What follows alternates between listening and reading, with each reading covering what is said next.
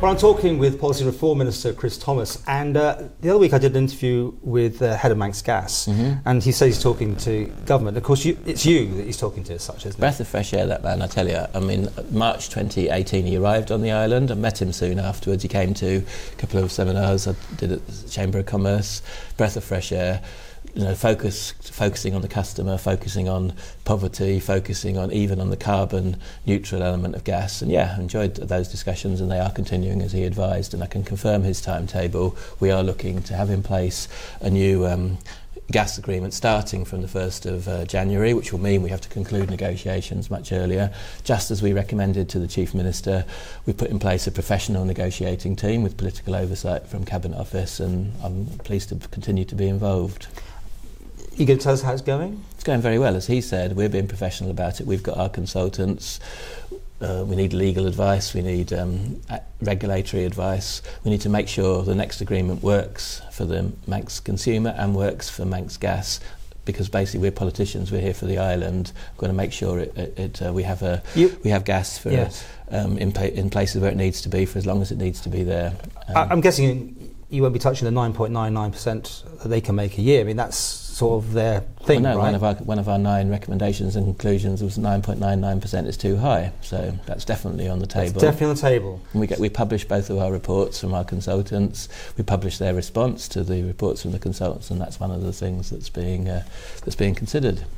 I mean, there is nobody else to go to, right? At the end of the day, Manx Gas people are the only suppliers in town. So, I mean, how far can you go on these things without them saying, well, we're off? Well, we're not going to get into the details of the negotiations, but we've put into public our conclusions and then the recommendations, which are based on what we got advised from the consultants. And I just thought his interview with you, under pressure, like you always put me under, and the things, was a very professional interview, and he's a great fella to have on the other side of the table. He certainly does PR very well. I mean, that's the difference, isn't it? They're now talking to us, the media, and their profiles going up, and they were.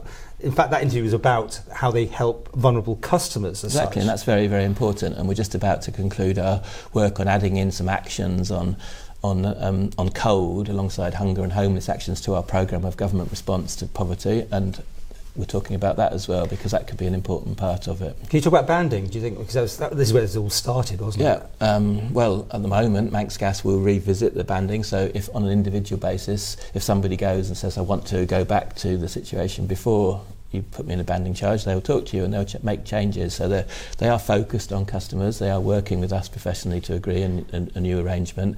And customer service, they want to improve that this time round alongside the excellent safety record that they've got, and full respect to Mr Penderleith and his board for that.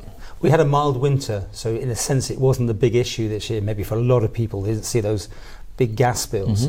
But, you know, it is a monopoly situation. Are you comfortable that that's the way it's going to be? I'm not happy with it being a monopoly situation. That's why we had the first version of the regulatory agreement, and we will have another regulatory agreement, and the shape of that regulatory agreement will be clear to me by the end of the summer, and then we'll be taking it for agreement. And I really do hope that these negotiations continue as they've started, which is professionally, and then we get somewhere useful. I think the point I was trying to make about, you know, they're the only player in town is that, you know, they are.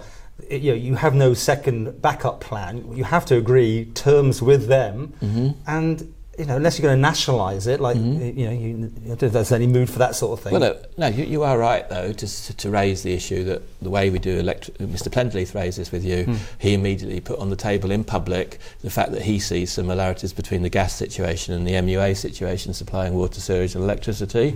You know, there could be similar situations between Manx Gas and Manx Telecom that I've seen you alluding to in some of your interviews with people. There could be similarities with the steam packet situation, all sorts of natural monopolies on the island that we have to have because we're an island and because of the nature of our infrastructure. I mean, not because it's MTTV, but they're not an actual monopoly. But, yeah. You know, there are aspects of that's why we have a regulator, because of tendencies to be anti-competitive and so on. So I'm not saying that they are or they're not. All I'm saying is that we have to trouble ourselves with regulating these sorts of things. Will people see lower gas bills?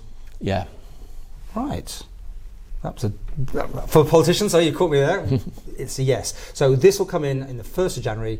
2020. Well, no, that's your date. That's your cut-off date. He said that to you, and I could be pleased to confirm that. And you're happy? So when do we expect good news? in the autumn.